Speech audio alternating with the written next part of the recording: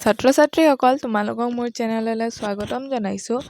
আজি তোমালোকৰ বাবে মই লৈ আহিছোঁ BA 4th চেমৰ এডুকেশ্যনৰ নিৰ্দেশনা আৰু পৰামৰ্শ দানৰ ছেকেণ্ড চেপ্টাৰটোৰ কেইটামান কুৱেশ্যন এনচাৰ।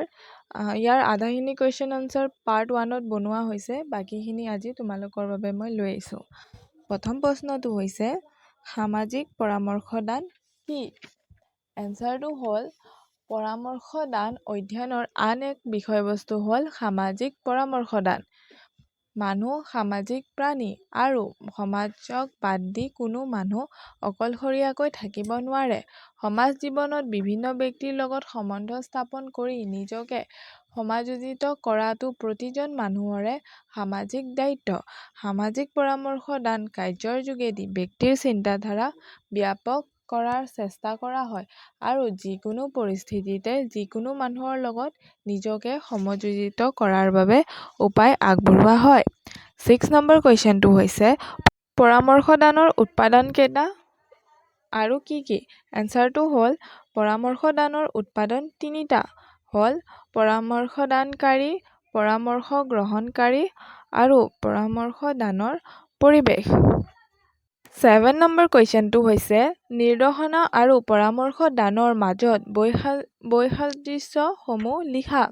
এনচাৰটো হ'ল সাধাৰণতে নিৰ্দেশনা আৰু পৰামৰ্শ দানৰ মাজত বিশেষ পাৰ্থক্য থকা দেখা নাযায়।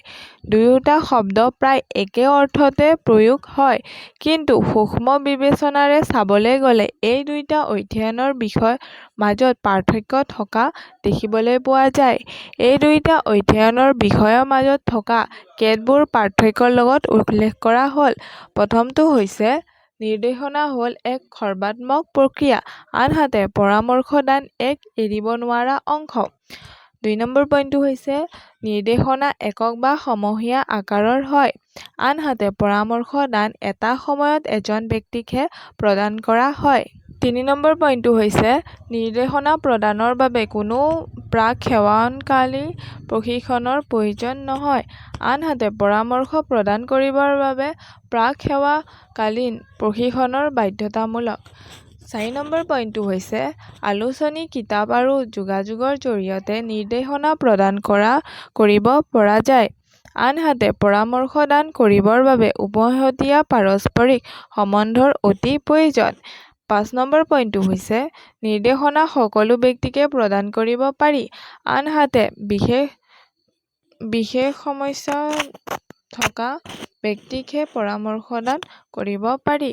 গতিকে ক'ব পাৰি যে নিৰ্দেশনা আৰু পৰামৰ্শ দান এই দুয়োটা প্ৰক্ৰিয়াৰ মাজতে কিছুমান ক্ষেত্ৰত সাদৃশ্য আৰু কিছু ক্ষেত্ৰত বৈসাদৃশ্যও আছে, কিন্তু এই কথা ক'ব লাগিব এই দুটা প্ৰকাৰেই এক পৃথক অধ্যয়নৰ বিষয়।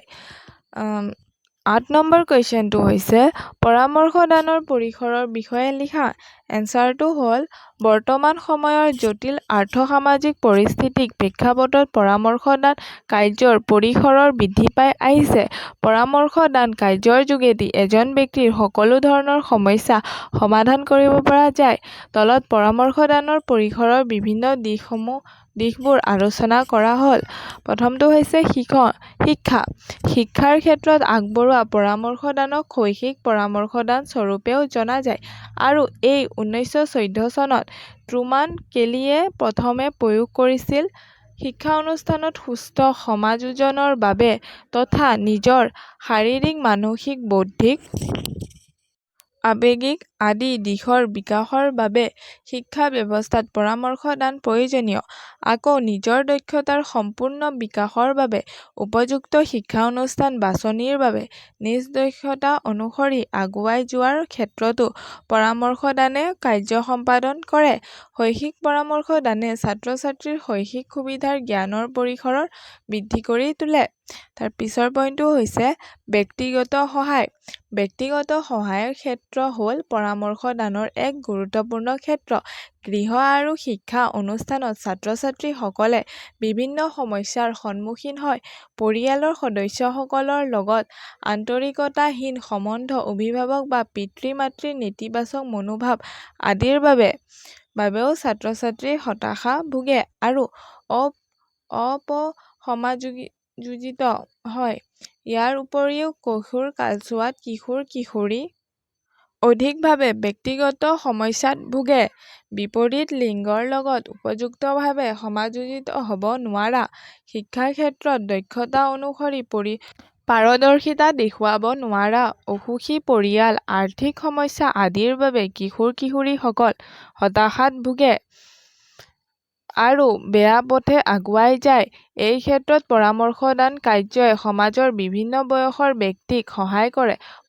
পৰামৰ্শদান কাৰ্যৰ যোগেদি এজন ব্যক্তিৰ সকলো ধৰণৰ ব্যক্তিগত সমস্যা সমাধানৰ প্ৰয়াস কৰা দেখা যায় আৰু ব্যক্তিৰ সুখী জীৱন পথ প্ৰস্তুত কৰা হয়। ৩ নম্বৰ পইণ্টটো হৈছে নিদানমূলক পৰামৰ্শদান। পৰামৰ্শদানৰ পৰিসৰৰ অন্তৰ্গত আন এক গুৰুত্বপূৰ্ণ বিষয় হ'ল নিদানমূলক পৰামৰ্শদান। নিদানমূলক মানসিক স্বাস্থ্যৰ নীতি, মূল্য আৰু কৌশলেৰে এজন ব্যক্তিৰ বিষয়ে কৰা অধ্যয়নকে নিদানমূলক পৰামৰ্শদান বোলা হয়। নিদানমূলক পৰামৰ্শদানে আচৰণজনিত সমস্যাত ভোগা ব্যক্তিসকলক সহায় আগবঢ়ায়, ব্যক্তিগত আৰু আধ্যাত্মিক বৰ্ধন, ব্যক্তিগত ফলপ্ৰসূতা, আন্তঃসম্বন্ধৰ উন্নতি সাধন, জীৱনৰ সমাযোজন তথা সুস্থ মানসিক স্বাস্থ্য বজাই ৰখাৰ ক্ষেত্ৰত নিদানমূলক পৰামৰ্শদানে সহায় কৰে। ৯ নম্বৰ কুৱেশ্যনটো হৈছে পৰামৰ্শদানৰ নীতিসমূহ কি কি? এনচাৰটো হ'ল পৰামৰ্শদানৰ নীতিসমূহ হ'ল প্ৰথমটো হৈছে ব্যক্তি পাৰ্থক্যৰ নীতি, দ্বিতীয়টো হ'ল পৰামৰ্শদান সকলোৰে বাবে, তৃতীয়টো হ'ল গোপনীয়তাৰ নীতি, চতুৰ্থটো হ'ল ধাৰাবাহিকতাৰ নীতি, পঞ্চমটো হ'ল সহযোগিতাৰ নীতি, ষষ্ঠটো হ'ল বিশেষজ্ঞৰ নীতি। ১০ নম্বৰ কুৱেশ্যনটো হৈছে পৰামৰ্শদানৰ প্ৰকাৰসমূহ কি কি? এনচাৰটো হ'ল পৰামৰ্শদানৰ প্ৰকাৰসমূহ হ'ল আজ্ঞাসূচক পৰামৰ্শদান, অ-আজ্ঞাসূচক পৰামৰ্শদান আৰু সাৰগ্ৰাহী পৰামৰ্শদান। ধন্যবাদ।